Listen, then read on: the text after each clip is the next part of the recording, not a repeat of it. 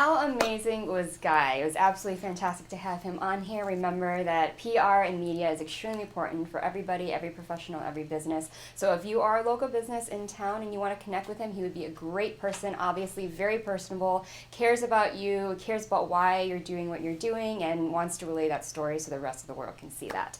Now, we are on to the next part of our segment, which is our next guest. Now, this is going to cover the whole performance and entertainment side of Las Vegas, which is what we are known for, especially live entertainment. Now, there's lots of different options for you to go see in Las Vegas, coming from like theater, cirque shows, but we are going to focus on the world of burlesque. Now, she has been doing burlesque for probably over a decade. She's also a producer, and she has a lot of background in theater. So everyone, please welcome Lily Starr. Hi, it's a pleasure meeting you. Thank you so much. Oh, you're very welcome. Thank you. I love the leopard. I'm loving the fur, everything that's going on. Absolutely fantastic. It's very burlesque. It's very burlesque. It's very theater. It's all about the stage, which I absolutely love. Thank you. So let's get into you. I know Lily Starr is your stage name, Correct. and you are very prominent on the stage. Like this is what you've been doing for some time. So give us a Yeah. little background on how you got started with theater and stage work in general. Okay, theater and stage work. Oh, Lord, just dance classes as a kid in my mom's friend's attic.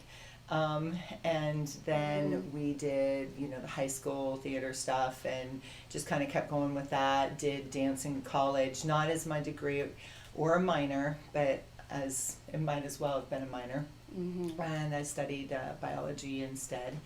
And the science The mind. science. Yeah, so and then I kind of went by the wayside for a little bit, and one day when I still lived back in Pennsylvania, I was like, I'm going to go dance in this talent show as an adult, Mm-hmm. and little theater thing, and then I decided I'm going to Vegas, and so then I moved to Vegas, not just, I was in this talent show, let me move to Vegas.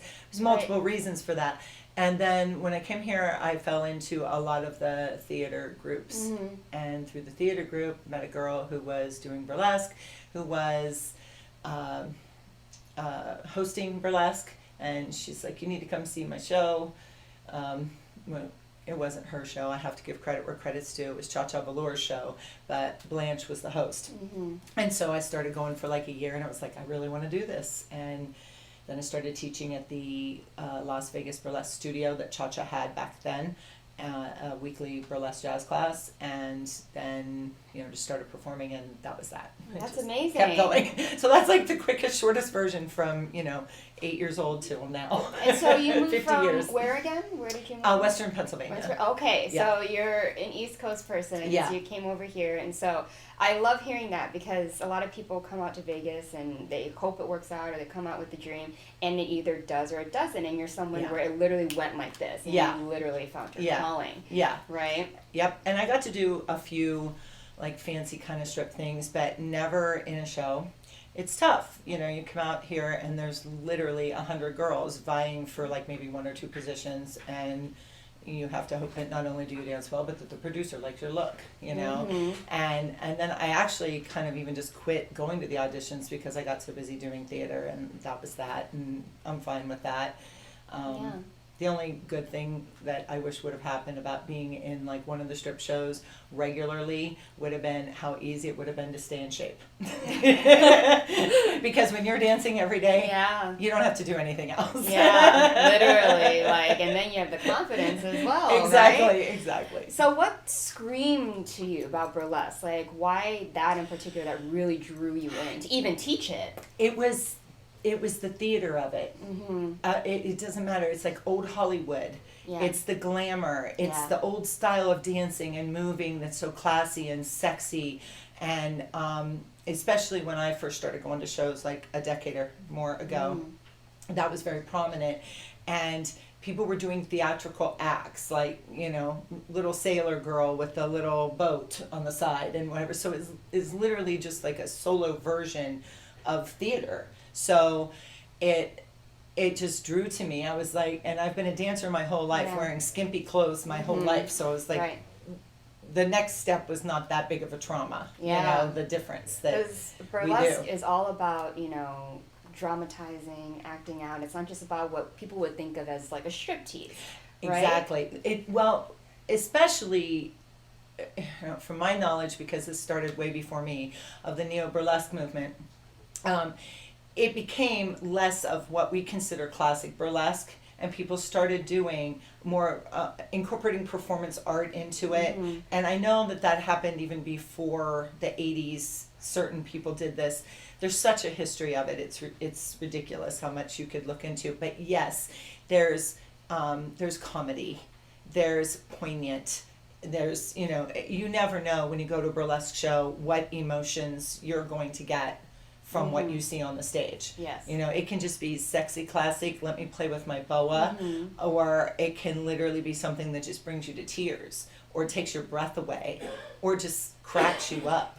And so it's pretty encompassing, which is why I think so many people find it interesting, and I wish so many more people out there who don't understand burlesque and have a concept of it would actually go to a show, because it's not at all what I believe most people who have never been there think it is. Right. Yeah. And that's why I wanted to get you Yeah. explain to the audience what you're Yeah. meaning, because you've been doing it for so long. You've also taught. Yes. Right. And so there's obviously the movie that everyone knows about with Cher, and they're sitting And that's there, like but, so not really what we Yeah. do in our world. It's like the movie really kind of brought the concept of burlesque to light, but that's still not really what you see at a burlesque show. Mm-hmm. And so again, even if people have seen the movie and they think they know, they still need to go. Yeah. Yeah. And it's completely gender friendly, whatever, whoever, if you're a couple, you can go. If this isn't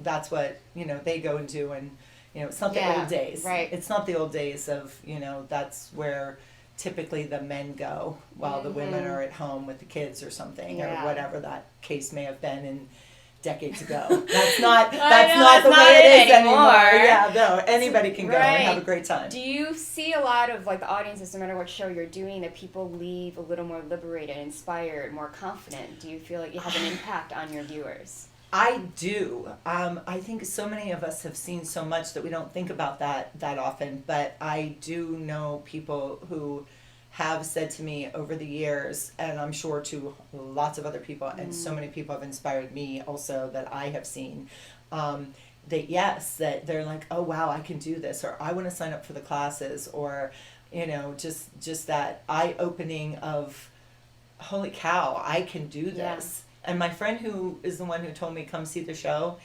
her big speech is about everybody needs to do this at least once. Because of how liberating and wow, I can do this, and just the feeling of it. She literally says that just about every time she hosts a show, that she believes that everybody should do it at least once. Yeah. No matter who you are.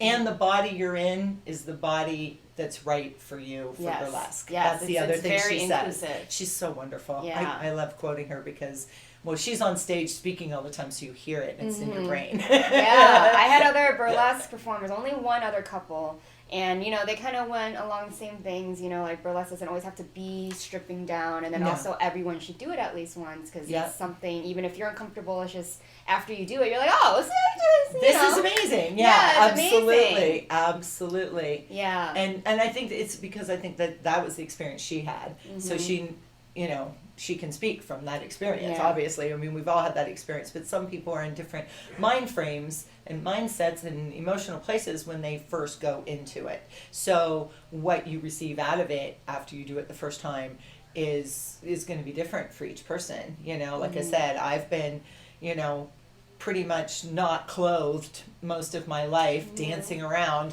So for me to be not clothed in front of people was not as big of a deal as somebody who has never done that. Yeah.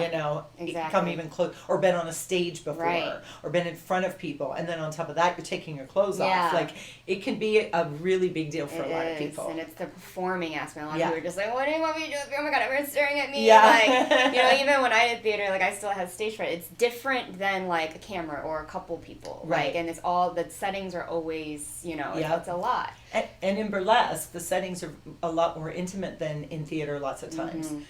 So you know, a lot of times you're on a stage and you've got all the lights and you can't even hardly see the audience, and you don't break the fourth wall, as we call it. Right. Of course, you know what that means. But in burlesque, you do, and you're out there solo. And if you're not used to being out there solo, that's like, you know, a big deal. And so, it's really interesting. So even with all the experience that I had, people say to me, oh, how do you like doing burlesque? And I was like, you know, or what's it like to, I'm like, it's the hardest thing I've ever done. Because not only do you have to do all those things I just said, but you also have to take things off in an interesting, entertaining way. It's not just, and all right, not have it screw up. Right. Which it always does anyway, okay? So you have to get used to, how do I make this zipper not working I know. look sexy? And then people are like, really like, oh my God, why? And then the scarf gets out and you're like, You're like, wait, I swear I can do this. I promise I can. I promise. It worked every other time. Yeah. So you have produced a couple of shows, and the main one we want to talk about today is, I know Speakeasy was one of them, and then you also do a show called Queer AF Burlesque, and that really highlights the LGBTQ plus community, which is, I really wanted to have some people represent that on the show, and we haven't yet, but this is, you know, you're doing a lot of representation alone because that's what your show's based on, and it's a lot of Vegas entertainment. You know, a lot of friends that do drag, live drag, they sing or they lip sync, or they do a bunch of things, and it's amazing to see the confidence that they have. And so tell us about what your goal was originally before Queer AF even premiered, because it's been going, it didn't just start, right? We did it once before. Ronnie and I wanted to produce Pistol. Okay, that was the first thing, and we did the Speakeasy.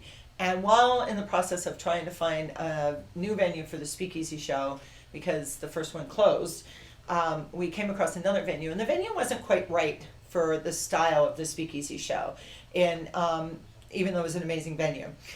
So Ronnie came up with the idea. He had done that show named that before in his venue in Amarillo, and so he was like, "Well, what about this concept?" And they were like, "Oh my gosh, that would be amazing," you know. So we went down that road, and that's basically the organic of how it happened. Was, you know, here's a space, they want a show, but they want something that works for their venue, and so he came up with that. And so I said, no, okay, let's do this. And how are we going to do this? And we called in a bunch of people from out of the state that we know that are LGBTQ plus, had them come in so that we could feature some people that people don't normally get to see on a regular basis, who are amazing, and did that show, and it was great. It was a great time.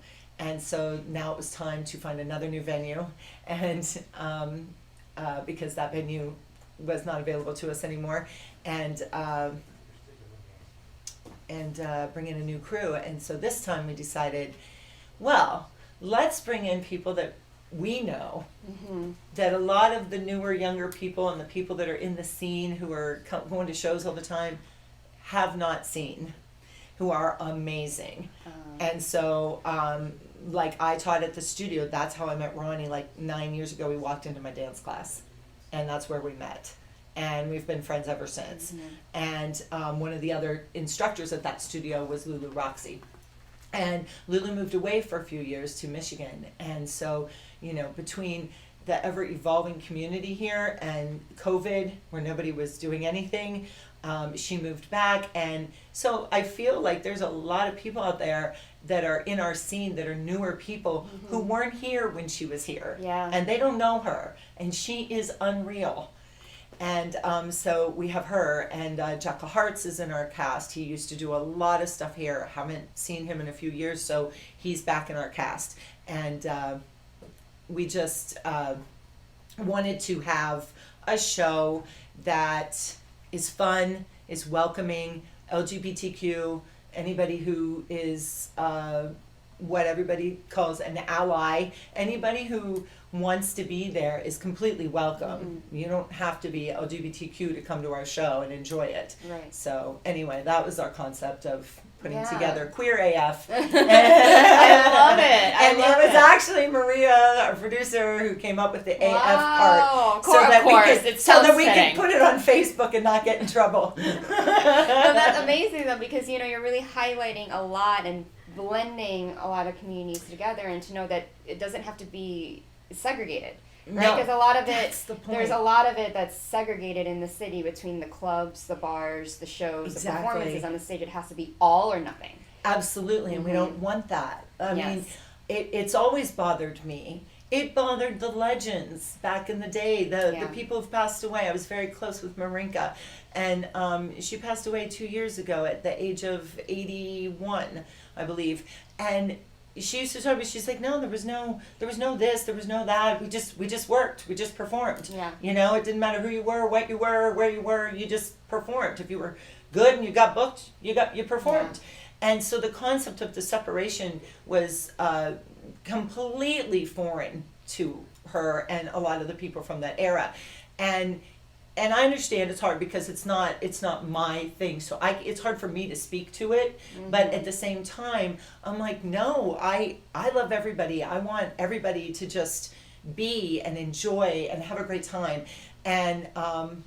And so with Pistol and myself, we're like, let's do this show where we can have this and that and this, and it doesn't matter. The act doesn't have to have anything to do with LGBTQ. You can be LGBTQ and be in the show, or not be LGBTQ and be in the show. Maybe it's a song that people love and it pumps them up, or whatever that you're doing. But we want it to be anybody can come, and anybody's welcome as long as they are in a positive mind of wanting to be there. Yes, of course, and that's what it should be. Because Yeah. I know that recently, and I just went to his party on Sunday, Perez Hilton just moved back to town, Mm-hmm. so he's bringing a lot of the LGBT plus community together, and he's just kind of showcasing them and giving them opportunity to really just have fun and To just be. express themselves. But it's still within a very segregated part, and the people that go are obviously like me, like straight allies that or get invited by them. But Right. it's about in Vegas, you don't want to separate it because you want people to come in and also be open to those things because they have their Absolutely. stigma on, oh, okay, it's a drag show. Absolutely. And it's a lot of fun. They shouldn't, as drag performers or as singers, like 'cause some of them actually are really great singers, shouldn't just have to go to the gay bars every night and do it just for their people. They should be able Absolutely. to showcase their talent to everyone in Las Everyone. Vegas, as much as a Absolutely. residency for whoever that people find popular. Right. And I think Absolutely. you're opening that platform for That's them. what we want to try and do, because Right. I completely agree with that. And with all the stuff that's going on in the world and all the stuff about, drag and drag queens and we can't, this isn't good. Yeah. I've always said a lot of the issues, most issues in the world get solved via education. And what I mean by that is not somebody come in and preaching to you and saying this is how it is, but it's by experience. Every experience you have is an education. And the more experiences you have that can open your eyes and say, oh, wow, this is all this is. Oh, geez, I thought it was that. Just Right. like the burlesque show, Exactly. then It all comes in you play. totally understand that, Yeah. oh, wow, this isn't what I thought it was. And then that allows, like a word of mouth. So Exactly. you're my friend and I've experienced something and I come up to you and I'm like, hey, oh gosh, no, that's not at all what it's Exactly. like. And that's what helps. And so, I'm a really Absolutely big proponent amazing. of this, not this. Exactly, because I think they're going through a lot right now with certain laws in Yeah, Tennessee, and and it's just I can't imagine heartbreaking. how it would feel. It's heartbreaking because that's their livelihood, and there's no reason why they should not Absolutely. continue to do that. Now, do you open auditions for your shows? And We let's tell have audience. not. No, Okay. we have not at this point because we're just getting started and we have so many Okay. people that we know we want to showcase. Mhm. That will probably be something we will start down the road. Just send, we'll open up where you can send us, audition tapes or, Yeah. different concepts of your acts and Mhm. what you do so that we can, keep flowing. But because we're doing each show quarterly, if we were doing it monthly, we'd probably be there by now. Yeah. But because we're doing it quarterly, both Speakeasy and QAF, it's not like we're constantly needing a talent pool like every week or something. So we haven't reached that point yet, but I'm hoping and Yeah. assuming that we will down the road. Yeah, I want the Las Vegas community to hear that because that's another opportunity for them to shine. And To since shine, you're absolutely. you're integrating all of these different types of people, it's a great way for them to do that. Absolutely. So where can they go and check you guys out? Like, where are Okay. you guys playing? I know, is it Oddfellows? It's at My favorite Oddfellows. club. I go there for K-pop night It's once so a much month. It's fun. my favorite place. It's a Love really the great owners. place. Yes. I actually performed there years ago when it was something else. Can't remember the name of it, and they had a comedy burlesque show. that was in there for a while, and I actually performed there a long time ago. And so it's kind of fun to be back in there. But yes, Oddfellows, and it's actually at 6th and Ogden, even though it says it's 150 North Las Vegas Boulevard, because the building kind of reaches over a whole block. So it's actually 6th and Ogden where it's located, and you can't really miss it, right on the corner. Across from El Cortez, if that's exactly. So so that's where we are. Wednesday, March 22nd, so this next Wednesday in a week, the show starts at 9:15. And it's $20 if you buy tickets ahead of time, which I'll give you that in a second. It's $25 at the door, and the tickets are available on Purple Pass, and it's pretty easy. It's purplepass.com/QAFVOL2. So for volume 2. So QAF volume 2 on purplepass.com. So you can search that, and there is an event, a Facebook event too, so you can search it through that, just Queer AF, and you'll find it. And we also have a page on Facebook that's Speakeasy 2022, because that was the year when we last did it, but it'll be 2023 when we finally get to do it again. So that'll be what it's called, but the Facebook page is Speakeasy 2022, but it encompasses both shows and what's going on with those. So those are kind of all the places where you can reach us at this point. That's great. Thank you for sharing that. And there's one more question. Is there a philosophy in which you live? Be entertaining. I love asking these questions because it's a different answer and it sums up the person as a whole. I mean, after everything we just heard, that makes it just, that's Lily Star. Everyone, entertaining. Be entertaining. Don't be boring. That's what I do that because even when I used to choreograph in high schools and theater and whatever, and I'm teaching the kids, and they would get to where they're just kind of being frumpy about what they're doing and not putting it out there. They would hear me yell from the audience, not just rehearsal, I'm the only one really there, and I would be going, "You're boring me. You're boring me." That was my way of letting them know, oh, shoot, we need to put smiles on her face and get some energy going because we're boring her. And so it's just a silly thing that I would do because I'm always being a smart aleck. But tough love is good. Yeah, exactly. They gotta learn. It's like don't be boring. No. You know. And if you are, we're gonna tell you. Yeah, exactly. They're gonna bore the audience. They're gonna fall asleep. You can't have this that. might be interesting to you. It's not interesting to anybody out here. It's great. It's creative, but it's not entertaining because there's a fine line. You can be creative and not be entertaining. You know. So amazing. So be entertaining. Well, everyone, this is Lily Star. Right after the break, she is going to give you a little taste, a teaser of what to expect if you're going to go check out her show, Queer AF, at Oddfellows on March 22nd. Yes. Thank you so much Thank for coming you to the for hot having seat. me. I'm glad that you got to sit here. I hope we didn't burn you. No, but it was an absolute honor. Thank you I'm for glad bringing I got awareness. to meet you finally, yes. too, Priscilla. It's very nice to meet you. She's bringing awareness to the burlesque community along with integrating everybody along with the LGBTQ community and just really reaching out to the locals at an amazing place. Oddfellows is run by amazing people, amazing business owners. It's a great place. I advertise it to everyone, so it's even better that that's the place that you're going to have this amazing show. So Lily Star, everyone, make sure to stay tuned after the break to see her amazingness perform and be entertaining. Well, we'll try. Social Media Shows is a production company based here in Las Vegas, Nevada. We offer these services.